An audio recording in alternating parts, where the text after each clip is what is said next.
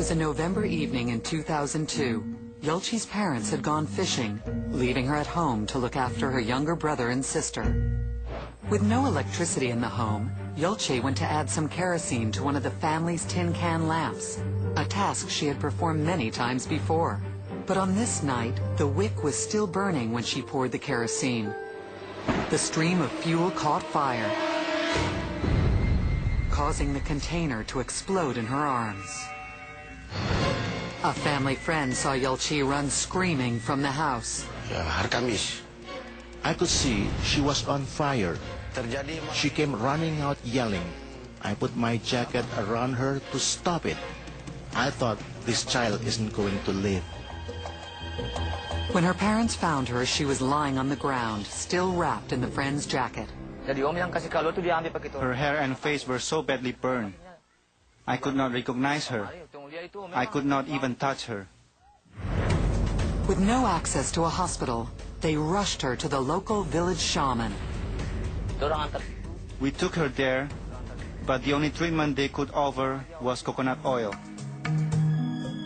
Despite third-degree burns on 40% of her body, Yulchi clung to life, but the open wounds began to fester.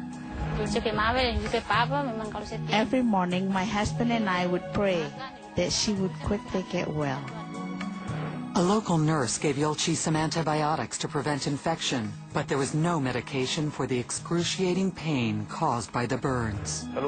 Anyone else would have screamed. She never said, "Dad, I'm in pain." She never did.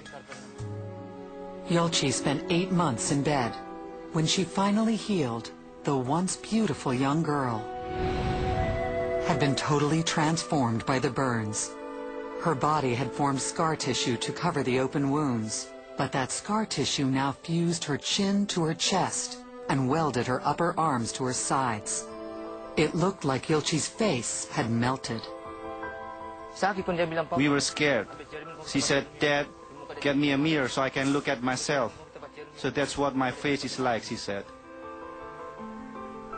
Deeply ashamed, she stopped going to school and tried to hide her scars behind layers of clothing, despite the tropical heat.